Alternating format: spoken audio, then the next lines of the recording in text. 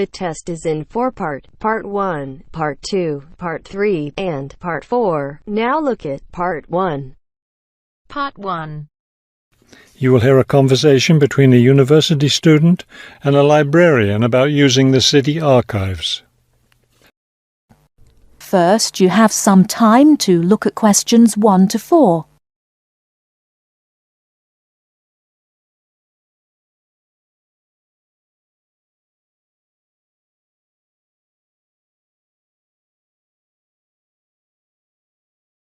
Now we shall begin. You should answer the questions as you listen, because you will not hear the recording a second time. Listen carefully and answer questions 1 to 4.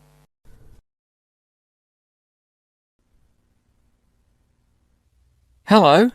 I was wondering if you could give me some information about using the archives? I'd be happy to. Are you a resident of the city? Actually, I live just outside the city, but I study at the university downtown. That's fine. All you need to do is show your university identification card, and you can use the archives at no charge, as long as your ID card is current, of course. Yes, it's valid. So I don't have to pay anything? No, city residents pay an annual fee, but students can use the archives for free. Everyone else needs to get special permission from the director, but that doesn't apply to you, of course. Oh, good. I was also wondering about the schedule. I have classes every day, Monday through Friday, and I also have a part-time job, so I could really only use the archives on weekends. That's not a problem at all. We're open all weekend. Actually, the only day we're closed is Monday, so you can come any day, Tuesday through Sunday. Are you open in the evenings? Yes, we're open from 9:30 in the morning until 8:30 in the evening. That will fit my schedule well.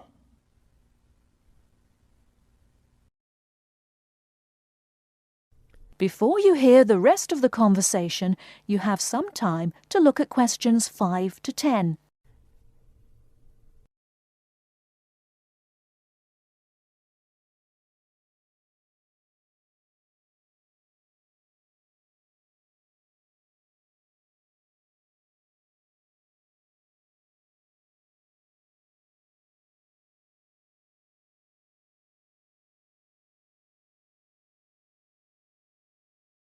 Now listen and answer questions 5 to 10. Is there something else I can help you with? Yes. One thing I'll be needing to see for one of my class projects is old photographs. Do you have photographs of the city in the 19th century that I could look at? Yes, we store all the photographs in the basement. Those stairs over there will take you down to the photography collection. Just tell the librarian there what you're interested in, and he'll help you. Those would be 19th century photographs? Yes, the entire collection is there. Now, if you're interested in seeing documents from the 19th century, those are right here on the ground floor. I would like to see some of those documents. Does that collection include newspapers too? No, all the newspapers from the earliest ones in the 18th century up to the current time are on the second floor. Here, let me just give you this map of the archives, and you'll be able to find whatever it is you need. Thank you. Oh, I see you have a whole room devoted to maps. Yes, on the 3rd floor. That's great, because one thing I need to do is look at how the city has developed over time. I'm sure you'll find a lot of helpful information there. Of course, some of the maps are several centuries old, so generally visitors are only allowed to see photographic reproductions of them. That shouldn't be a problem. What's this on the 4th floor? Ogden's Woolen Mill. As I'm sure you know, Ogden's Woolen Mill was the major entity responsible for the growth of this city in the 19th century. The Ogdeniers gave money for the archives to devote an entire floor to information about the history of the mill. Will I be able to find information about the Ogden family there? Photographs, personal papers, things like that? Probably the family photographs are stored downstairs in the photography collection. The personal papers would be on the 5th floor, where we keep all the personal papers of famous residents of our city. Thank you so much for your help. I'll be able to do a lot of my research here. That is the end of part 1. You now have half a minute to check your answers.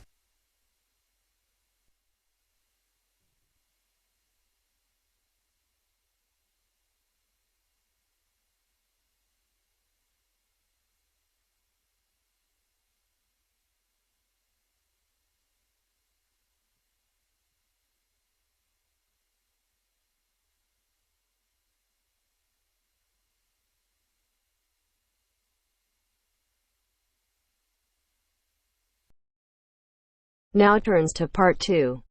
Part 2. You are going to hear a conversation. First, you have some time to look at questions 11 to 17.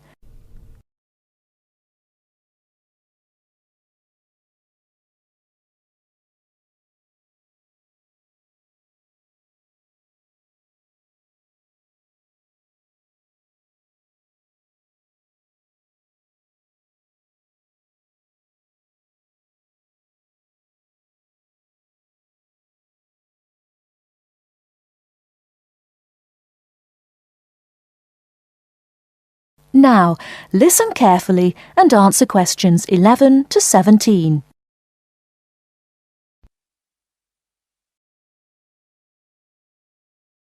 Rita speaking. What should I do for you? Oh, hi. I'd like to order some stationery. Could I know your name? Jackson Paris. Right. Can I just confirm your account number and the name of your company, Jackson? Sure. The number is 692411. 692411. Right. And you're from Rainbow Computer? No, the company is Rainbow Communications. Oh, OK. I'll just fix that on the system. Communications. And what would you like to order, Jackson? Envelopes. We need a box of A4, that is, normal size envelopes. White, yellow or manila? We'll have the plain white, please, but the ones with the little windows. OK, 1 box. A4, white. Just 1 box, was it? On second thoughts, make those 2 boxes.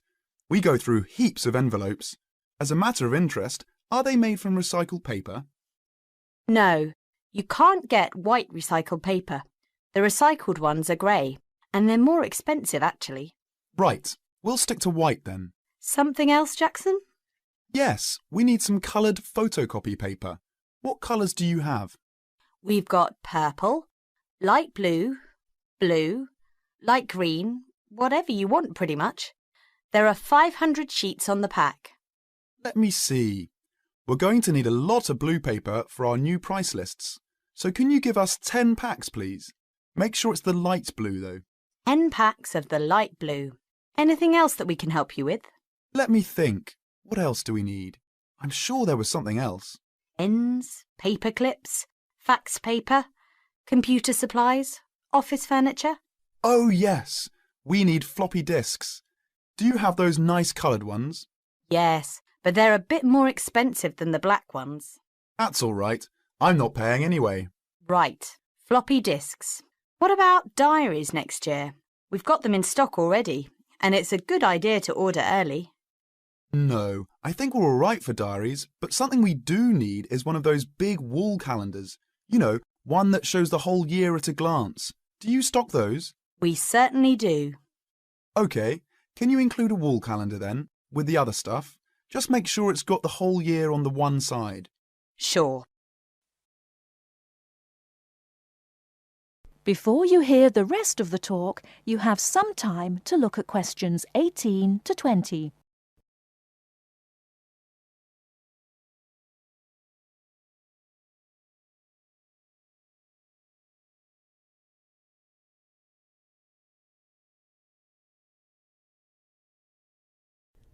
Now listen and answer questions 18 to 20. And do you have a copy of our new catalogue? No, I don't. But would you send one? Yes, I'll pop one in with the order. You'll find it a lot easier to remember what you need if you have our catalogue in front of you next time. Yes, good idea. And when can you deliver this? Should be with you tomorrow morning. Can you make sure that it's not after 11:30 a.m? Because we have to go out at 12. There's only myself here on Fridays. Fine. I'll make a note in the delivery docket that they should deliver before 11:30. Thanks very much. Thanks. That is the end of part 2. You now have half a minute to check your answers.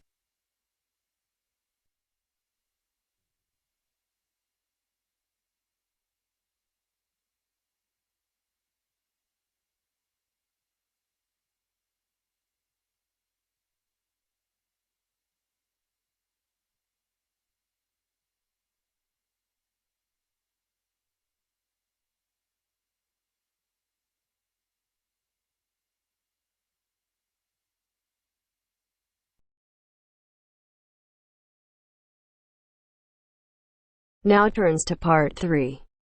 Part 3. You are going to hear a conversation between Sally and Ben. They are new college students.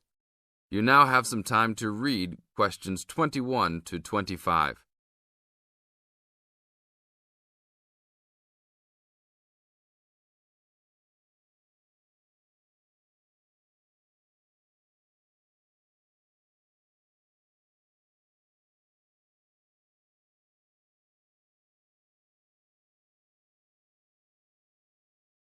Now, listen to the first part of the conversation and answer questions 21 to 25.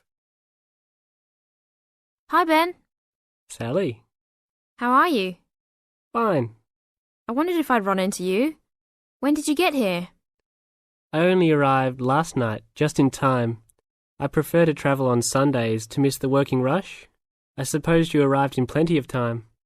Oh, I've been here for 4 days now, so it must have been Thursday that I arrived. I like to have a good chance to look around and settle in. I should have come earlier too. I'm hoping to get a part-time job. Well, you've no time today, I suppose. Do you still plan to be an architect? Yes, it's what I've always wanted to do. And you were planning to do economics, weren't you? Yes, I was, but now I've decided on psychology instead. How many textbooks do you have to get? I've been given this long list, and I'm sure they'll cost a fortune. See? That looks a lot. It's longer than my list. Well, it's 14 all told. So I might use library copies instead of buying some of them. What about you? I'll probably buy the whole lot of mine because I only have 5 on my list, although I'm sure there are many more I'll have to read. Luckily, we don't have to read them all straight away. Have you got your class timetable yet? It came with the book list. When do your lectures start? Tuesday. That's tomorrow. How about yours? Oh, I've got an extra day, the day after yours start. Now you have some time to read questions 26 to 30.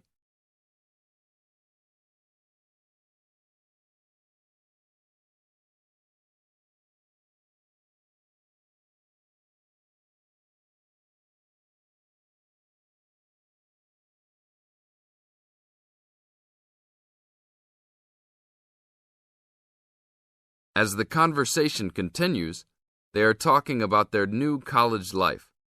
Listen carefully and answer questions 26 to 30. It's nothing like school, is it? Not so far, and the lectures will certainly be different. Do you have any special approach for keeping up with lectures and the amount we have to read? Well, I usually try to read every word in a book, in case I miss something important. So I suppose I'll try to write down every word of the lecture if I can. Oh, I couldn't do that. I'd get cramp in my fingers, and I wouldn't really hear what was being said. I usually skim a book when I read, and underline key parts, so I guess I'll try to make notes on the main points of the lecture. Have you thought of using a cassette recorder? You mean to record the lecture? Yep. Then you could make really good notes. Is it allowed? I think so. It must be. Plenty of people seem to do it. It has to be better than trying to write every word as you listen. Anyway, what's your first lecture about? Oh, it's on the Industrial Revolution. The Industrial Revolution? Sounds boring to me. Not really. It made a big difference to everything, including architecture eventually. So what's your first lecture about? It's about what separates humans from other animals. Okay. Look, I was on my way to the library to check out some of these books on my list. I have a tutorial paper to give in a couple of weeks. Oh, what's the topic? Well, I think our lecturer must have trouble thinking up topics. The topic is, why study architecture? I don't know. It could give you a chance to set out what you want to do. I guess so. Have you been given any tutorials to do yet? Yes. Mine is called Needs for Sleep. Sounds almost as interesting as mine. That is the end of part 3. You now have half a minute to check your answers.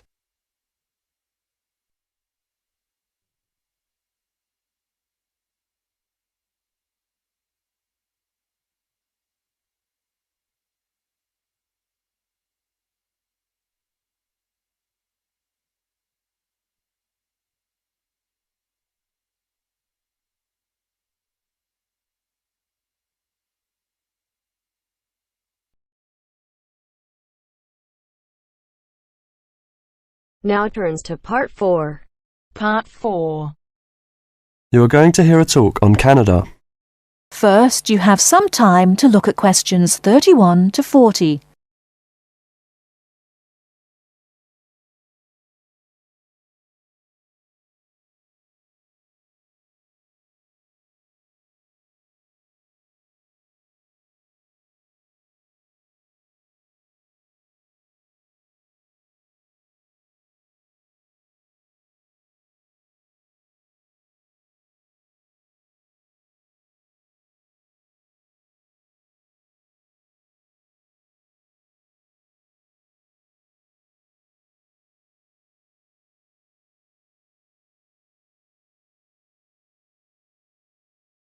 Now listen carefully and answer questions 31 to 40.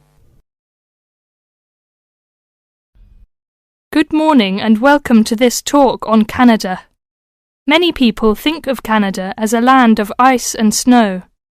They think of it as a young country with few inhabitants, a country of English-speaking white people. While some of this is true, it is also an inaccurate description of the country we call Canada. Canada lies in the northern half of the continent of North America. The most northern parts of Canada are sometimes called the land of the midnight sun, because at certain times of the year the sun never sets and is still shining faintly at midnight. This northern part of Canada is cold and mostly snow-covered all year round. Most of the people who live in this northern part of Canada are called Inuit or Dene. They were once called Eskimos. They are the original people of this land and are part of what are called the First Nation. As we move to the more southern parts of Canada, the land changes and so does the people.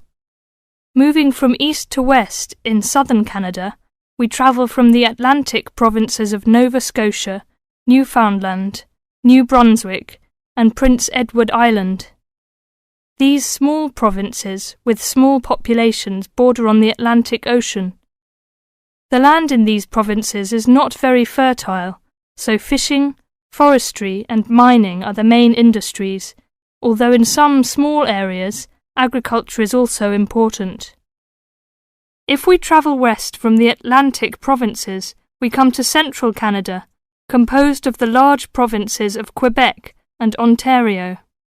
Both provinces are rich in natural resources, have fertile land, and are the centres of industry for Canada's largest cities. Toronto and Montreal are found in these provinces. The province of Quebec is the centre of French language and culture in Canada.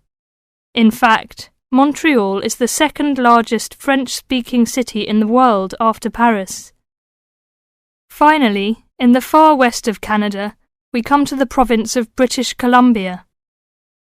This province is separated from the prairies by the Rocky Mountains and is bounded on the west by the Pacific Ocean. British Columbia is often called simply the West Coast.